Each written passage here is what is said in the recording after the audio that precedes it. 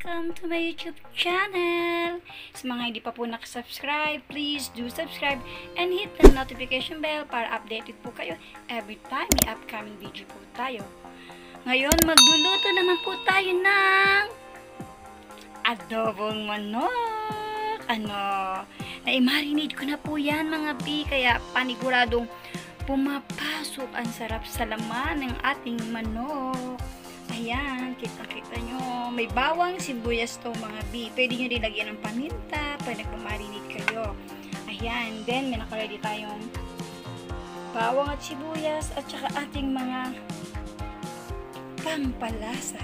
Ang nandiyan ng paminta, magic sarap, betchin, suka, toyo. Ayan. Yan ang ating lulutuin ngayon mga bi. Adobong manok. Masarap na naman ang ulam natin mga bi. Na-marinate ko na siya ng 30 minutes. Ayan.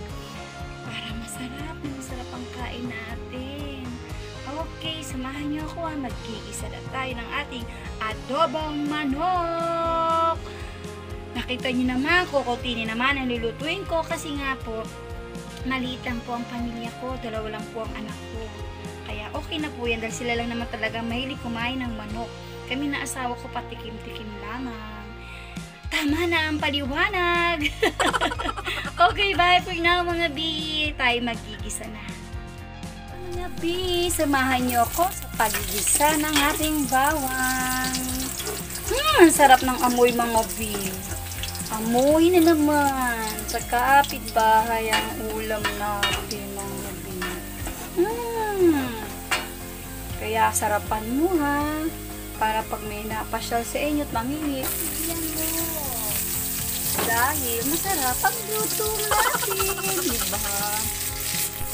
Pag may nangihingi kailangan bigyan. Yan. Ang sarap na amoy ng ating sa mga beef. Yan ang ating bawang at sibuyas. Grabe. Sibuyas pa lang at bawang ay natatakam na ako. Ano ba naman yan? Ay, naku. Kaya mahirap magpapayat ng gabi. Pag palagi nakaharap sa pagluluto. Ayan. Pwede na natin lagay itong minarinate natin na manok. Sarap. Amoy pa lang yan di ah. Talagang nakakatakam na.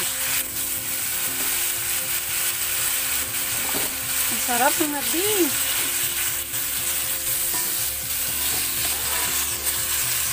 Sarap ng amoy mga bi. Amoy pa lang yan.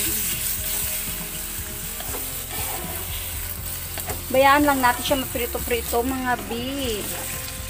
Para manunuot ang sarap sa ating adobo. Ang kaganda po kapag minamarinate, lumalambot ang ating karne. Lalo na pag baboy, no, i-marinate mo siya ng 1 hour. Naku, ang daling lumambot pag niluto nyo. Naulit ko po, hindi po ako magaling na magluluto, hindi po ako professional, simple may bahay lang po ako. Piniplex ko lang po sa inyo pamamaraan ng pagluluto ko. At masaya nga po ako sa ginagawa ko sa araw-araw. Kaya talaga namang gusto ko talaga siyang ipapakita sa inyo. Ayan. Para dun sa mga tulad ko na hindi rin marunong magluto. Ito, try lang tayo ng try hanggang sa tayo ay matuto. Diba? Basta ang susi lang lagi daw igigisa ng maayos. Para masarap. Ayan. Sarap ng amoy. Ewan ko ba mga babe, ba't ako'y pagdating sa pagluluto, talaga amoy pa lang yung natatakam na Dako, ang sarap. Ang bango niya.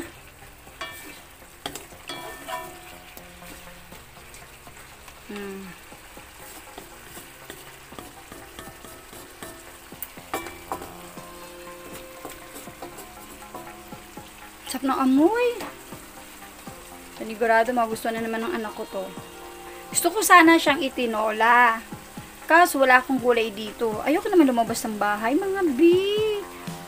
Mahinit sa labas. Sa hapon na lang, o kaya sa gabi, pagdating ng aking beloved husband, kasama na lang ako sa kanya sa palengke. Kasi hindi pa schedule ang grocery ngayon, kaya palengke muna. Kaya nag-grocery ako, sinisikap ko na good for 1 week. Kung much money ka naman, pwede ko naman i-good for 2 weeks yung iyong grocery, di ba? Depende sa budget mo yun. Nasa sayo na yon. Kung hanggang saan ang gusto mong bilhin. Pero mas masarap talaga yung lingguan lang. Kasi masarap naman talaga yung fresh palagi ang laman ng inyong ref. Yung isda nga, every other day si Papa gustong bumibili. Ayaw niya nag-i-stock talaga ng isda sa ref. Ayan, ang sarap na naman. Pag napiprito-prito. Then, ilagay na natin to. Di ba nag-marinate tayo? Ilagay natin to. Ito itong gagamitin natin pang palambot. Bago muna natin takpan, itong pinaglagyan natin na pinag-marinate, nilagdagan ko ng tubig. Tapos lalagay ko siya dyan. Taka kayo, ba't maraming sabaw? Sabi ko nga sa inyo, mahilig ang mga anak ko sa sabaw. Ayaw po kasi nila ng kati. So, di ba meron, ayaw nila kasi ng kati. Pero depende po yun sa inyo kung gusto nyo may sabaw o wala. Basta sa amin may konting sabaw ang gusto ng mga anak. Yan, lagay tayo ng paminta. Naparami ng paminta ko Ayan, okay lang yan kasi wala naman akong siling na bili. So, parang siya na yung naparami paminta ko. Pero okay na yan. Kasi wala nga po akong siling na bili. Wala nga akong gulay at siling ngayon naubos na. Yung mga stock ko. Ayan. So, pwede namang i-adobo. Ang susi lang para masarap ang adobo. Masarap i-marinate muna natin. Depende na po yun sa diskarte nyo. Pwede naman diretso gisa lang. O kaya, pinakuluan nyo lang. Ayan. Basta sa akin lang po, pinishare ko lang po sa inyo yung aking konting pamamaraan kung paano ako magluto. Ayan. Palalabotin na lang po natin. Balikan na lang natin mamaya.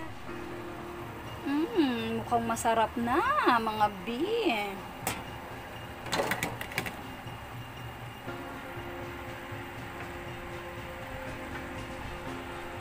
Masarap na naman. Diba, naiiti pa rin. Pag kayo ay napapaalat ang inyong luto, lagyan nyo siya ng additional na wash sugar. Pag lumalat ang luto nyo, mga bi. Ako ganun. Pag halimbawa, napaalat, lagyan ko siya ng wash sugar. Ayan, mga bi. Lagyan na natin ng betsin. Ayan. Lagyan na natin ng betsin. Sarap.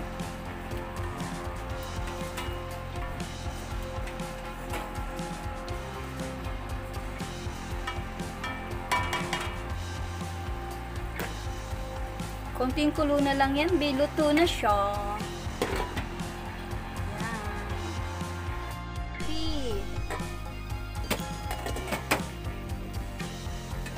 Kapalit tayo ng sandok para matikman natin. Naku, sarap ng amoy.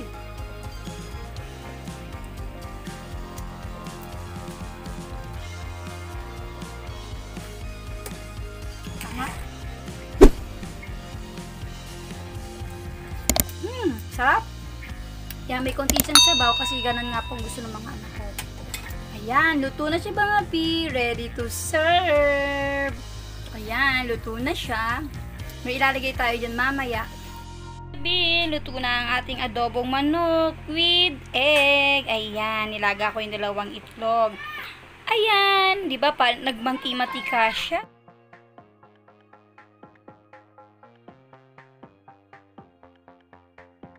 Sa mga gusto nyong luto ay kati, pwede namang ikati, pakluin nyo pa ng pakluin. Ako nga po hindi pwedeng kati. Kailangan din ng kaunting sarsa para pang sabaw. Dahil mahilig sila sa sabaw.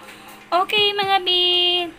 Thank you for watching. God bless and keep safe. Bye-bye!